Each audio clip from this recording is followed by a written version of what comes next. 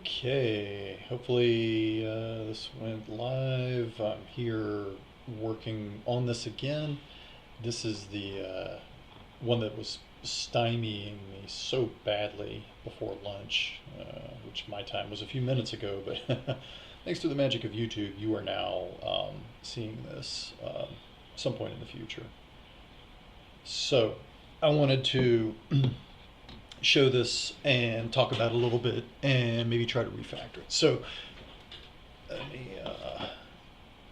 me okay, so I renamed the one I was working on to remove elements garbage because it was just becoming garbage. So this is where we left off when I was last done. As we can see over here on the left hand side, it was accepted. It beat 100% of the runtime, 0 milliseconds, which okay, if there's a silver lining, it's that it was fast. So let's look at this a little bit more. So the code looks very similar to the new code looks very similar to the old code, but I approached it a little bit differently. So what I did was I came in and I started with these comments, and I just said, hey, let's just write our logic down, and then I kind of built it up from there. So why don't we go ahead and just select all of this, and let's open up oh yeah, look at that. I did it in way less than 15 minutes because yeah, things just worked out that way. So vi temp slash linked list.py. So let's see here. Let's zoom in on this and paste the code in. Oh, maybe not that. I want to make sure the people in the back row can see it. Har, har, har, har. Because there is no back row.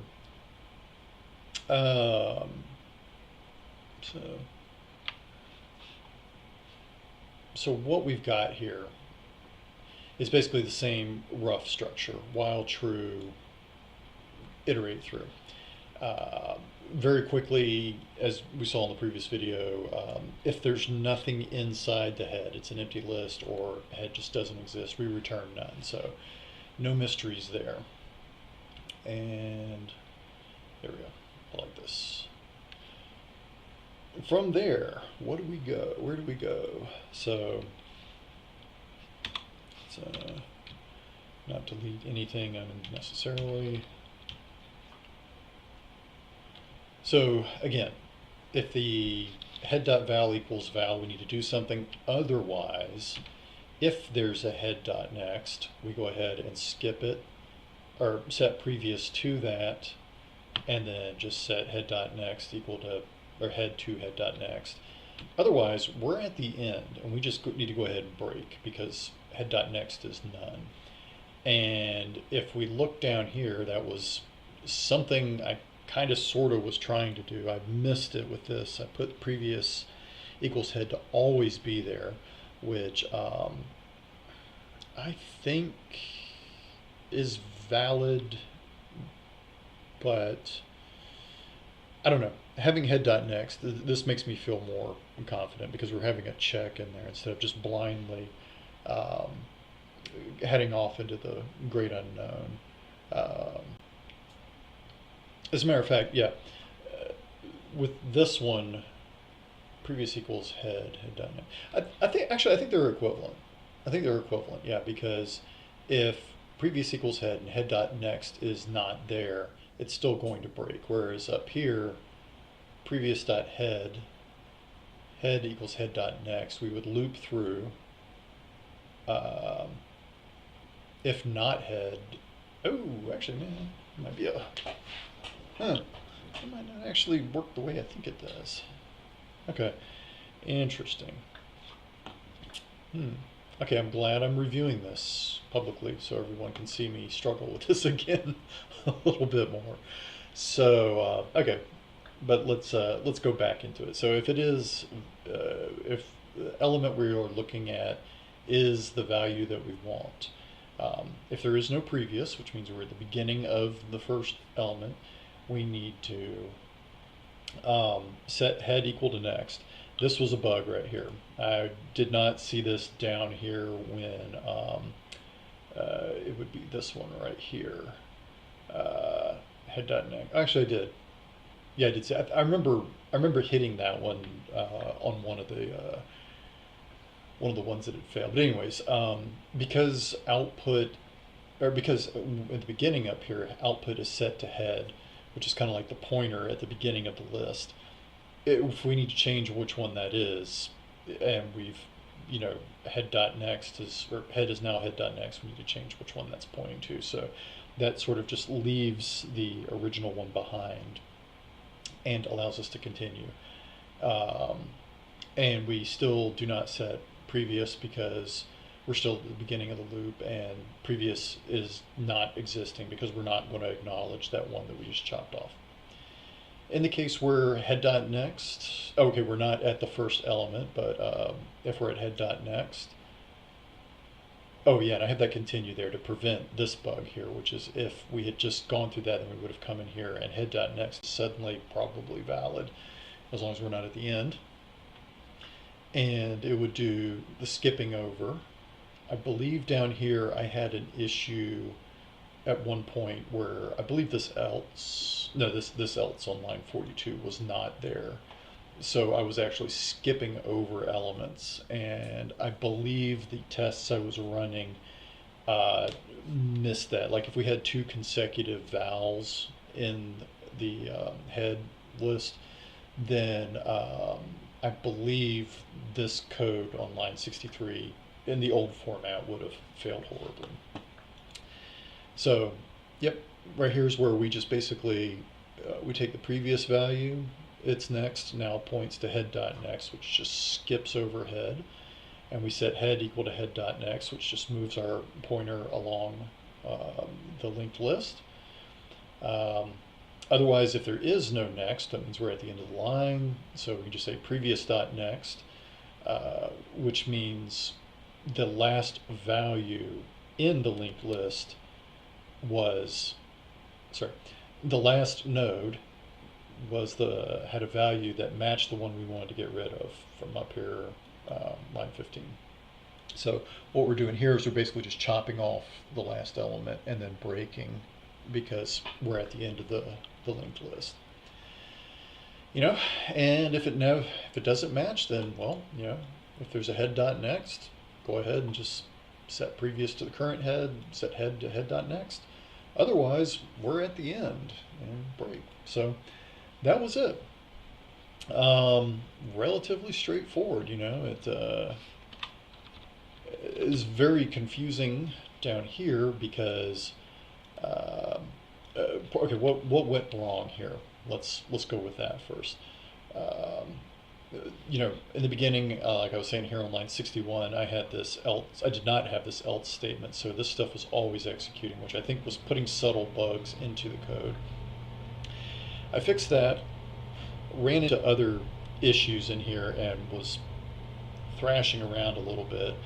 I put this code in here to sort of help me debug an infinite loop that I had. Unfortunately, I left it in there, but when I left it in there, I had this. if it gets to 10, well, a lot of the examples were under 10 or around that part, or just didn't have values that were at the end of 10. So it was passing erroneously. It's a false positive. Actually, false negative. It's false and negative. It should have been a positive test failures, and they weren't. Actually, no, I said that backwards. There should have been a positive and there wasn't, so it was a false negative, or a true negative, whatever. So that's how we got here. And like I said, we now have a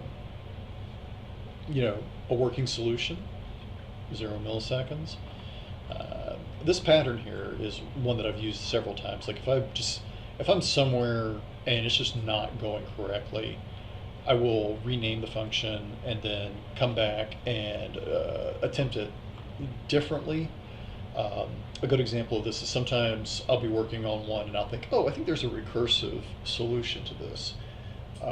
Because some problems, um, the recursive solution might look more elegant, be less lines of code, or otherwise just be fun to do.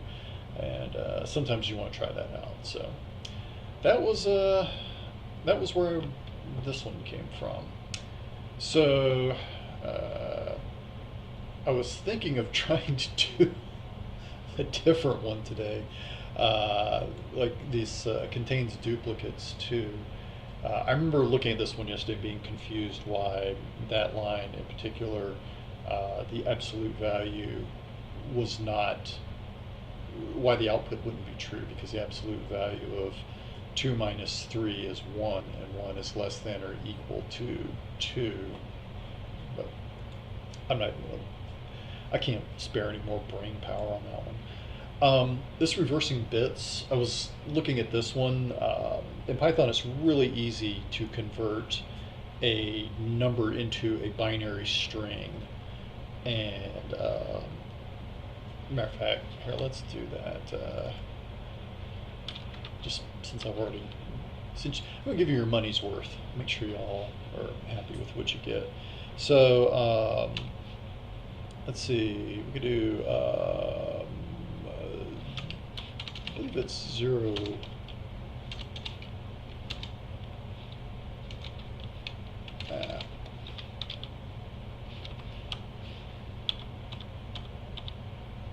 Can tell I was playing around with dates and times. Okay. But apparently not recently. Yay. Okay. I believe it's 0 colon B dot format, and then plug in a number. I believe that gives you, yep. Okay, cool. So let's see if that equals this string that they claim it equals over here. False.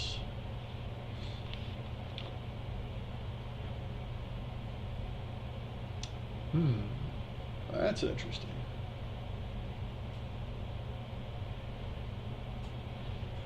Let's no.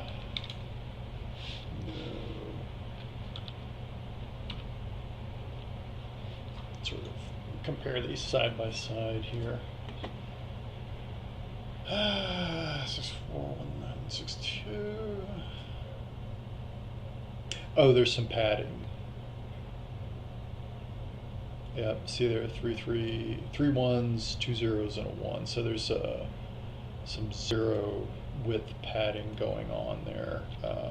So like if I were to do this, okay, there we go, that's true.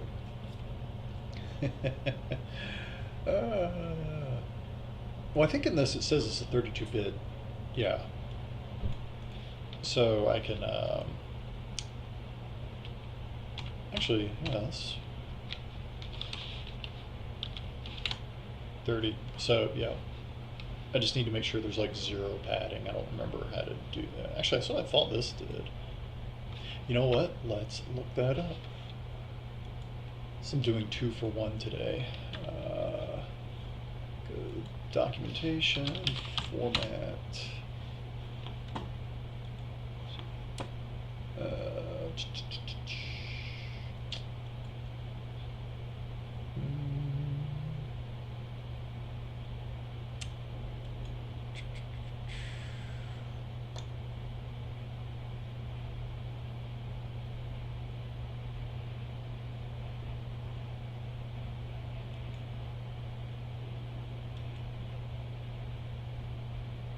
Fill.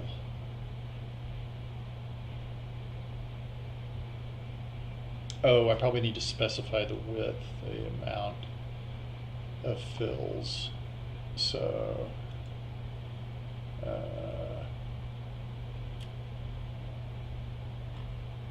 this is one of those times where I wish they had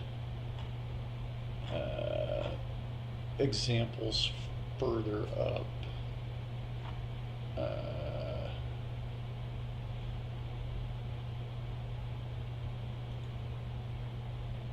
Okay, so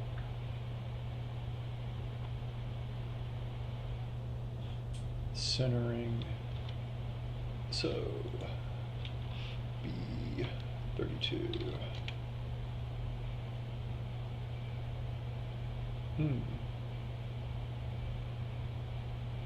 Oh,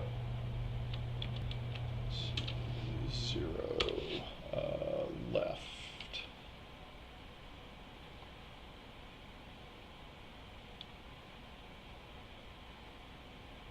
Huh. Okay, I'm learning something new right now.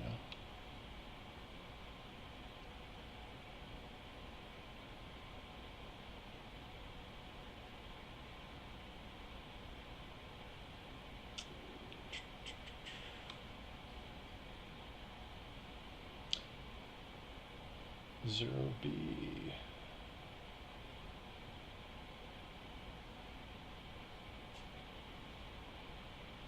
Convert values to different bases.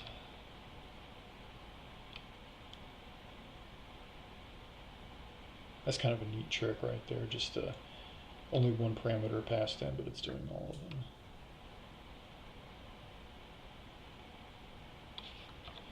I try really hard not to jump to using a tool like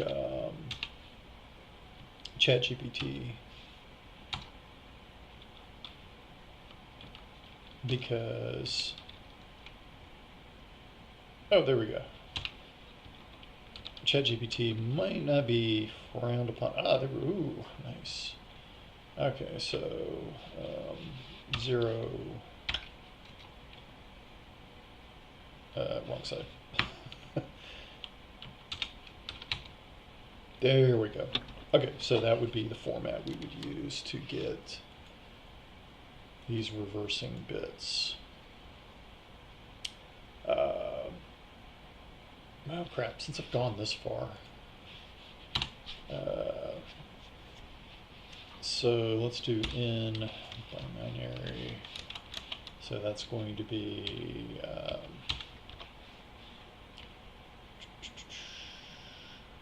format.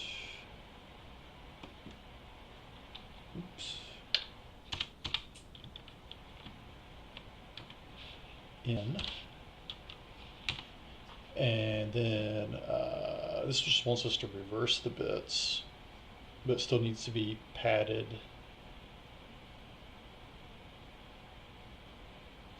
Constraints, the input must be a string 32.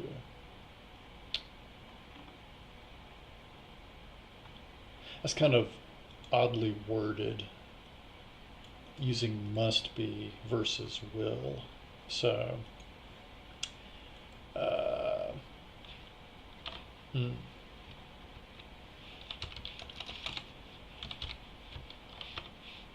should say reversed val.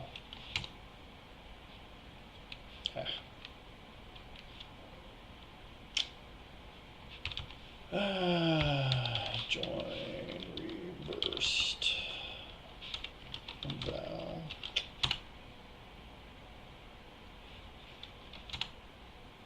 It looks kind of backwards. Okay, that might be it. Oh, wait, but that's, the output is supposed to be an integer. So,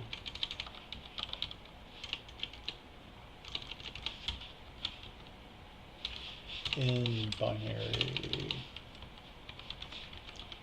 reversed equals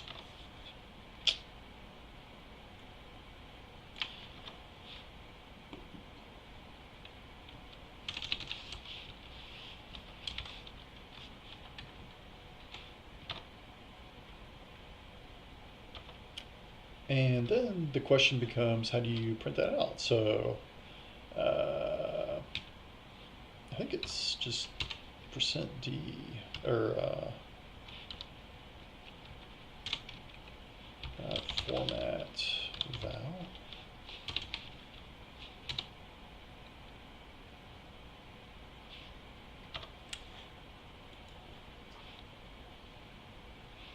Oh, 0:d.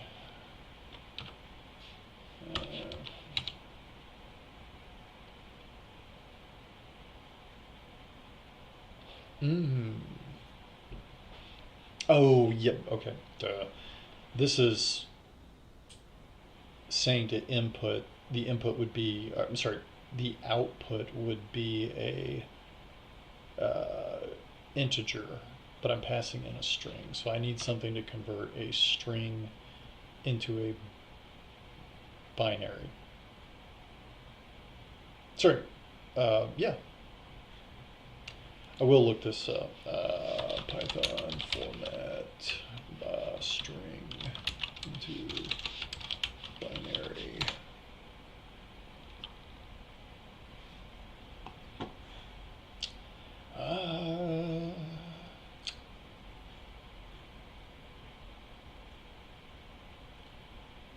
I know everyone says jump to Stack Overflow. I'll do that off to the side, but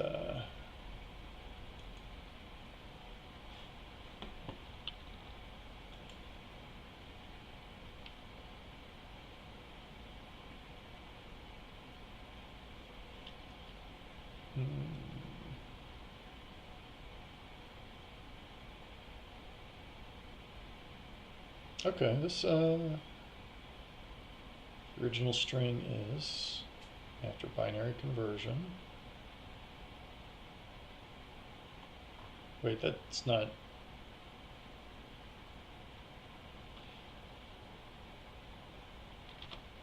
Oh, maybe the format.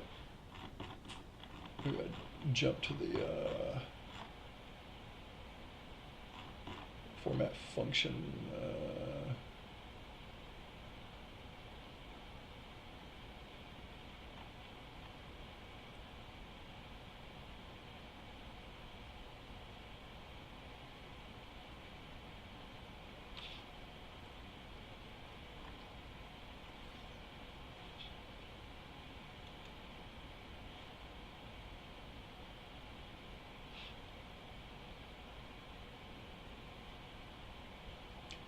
Formatting a number.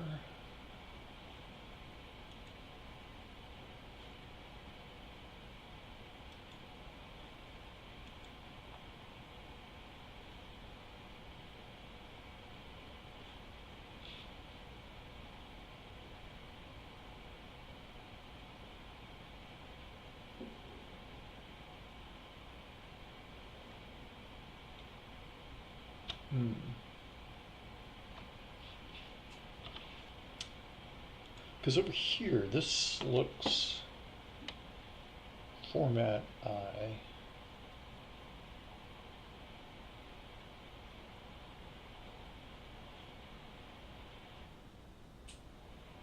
What I'm thinking here is they're iterating through the string. Actually, this is the same. Yeah, it's just forcing a conversion into 8-bit binary, padded 8-bit binary.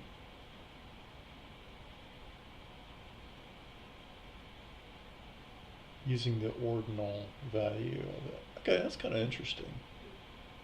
Okay, if you didn't know about the bin number, I used bin up here, didn't I? Sorry, I didn't. Let's say you wanted to make a number into binary. You can also use bin. Actually, I wonder if built-in function method. Okay. But we want to go the other direction. We want to go binary to string, or string to binary. Again, this is just another method to. Okay. Actually, wait a second.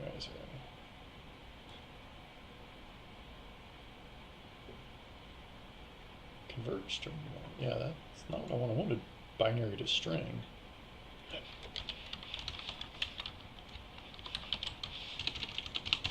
Actually.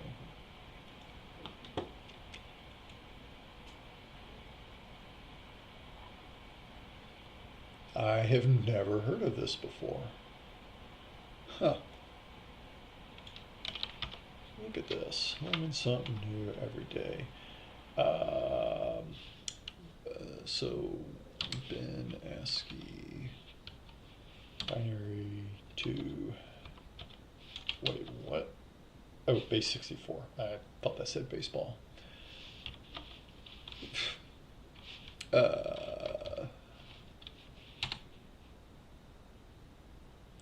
Bytes object, not a val. I wonder if I could just, wonder if it will let me,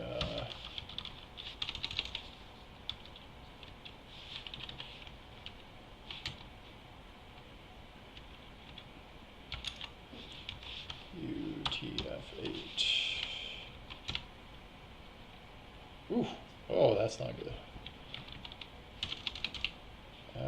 ASCII. Oh, even worse. Actually, no, it's the same.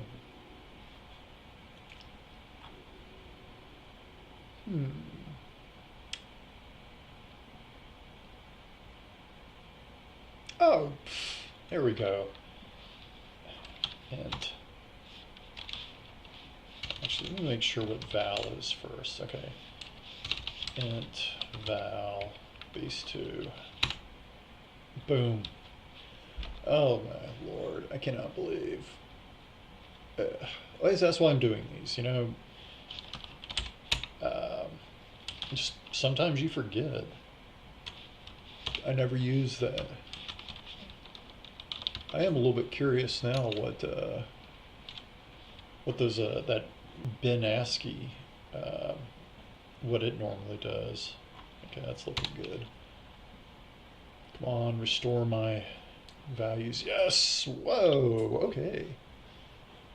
Interesting. It succeeded. 600 test cases passed. Why I said interesting is there's a lot of really fast implementations here. That's a little bit surprising.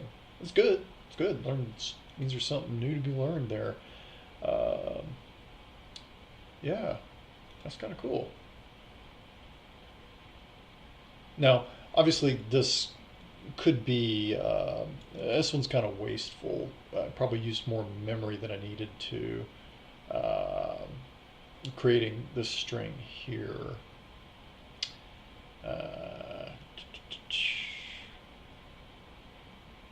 Actually, I think reversed creates a string also. So yeah, I'm creating objects all over the place.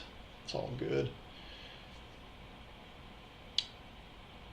Yeah, these quiz questions can be, there's two dimensions to think of. One is execution runtime, and then memory consumed. And yeah, mine used probably a lot more memory than it needed to, because, you know, this creates a string. This right here creates a string, or technically the join creates the string, and reversed creates a string, I believe. So that's like 3 strings that got created off of one integer that was passed in. So that's a whole lot going on there. But yeah, I don't feel like spending too much time on this one. Troubleshooting it. I learned or relearned something new. I knew about bin to convert it into binary, but I'd completely forgotten that int. Normally you think of int as just casting a string into an integer. You know, like the string 30 was passed in, but you want it to be integer 30. I forgot that you could say, hey, interpret it as base 2, not base 10. So that's pretty cool. Just out of curiosity, see what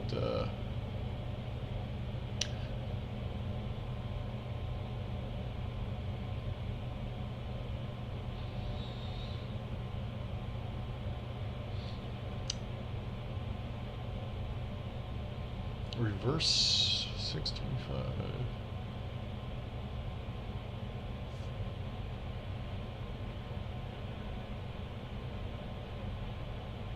This one's tricky. Because you can, for me, a very obvious way to get this one, let me zoom in so you can read the fine print here. Reversing 2021 gives 1202. Reversing 13 or 12,300 gives 321, as the leading zeros are not retained. Well, that's because you're casting it, or not casting it. We don't do leading zeros for integers. Okay, I was going to make a comment about, oh, this is easy because you just turn it into a string, but actually that would catch you out right there, because it would put those, it'd put two leading zeros. Now you can trim leading zeros off, but yeah, that would be kind of tricky. Maybe I'll do this one tomorrow. This one's this one's rated as easy because the numbers are all positive. They can get big, but they'll be positive. So that's something good to look forward to. So let's go ahead and remove this and close out some of these. I got too many tabs open. Keep the docs open because that's always useful. Yeah, I think I'll come back and do this one tomorrow. This looks like it could be a fun yet accessible. So, okay. Thanks for tuning in again, and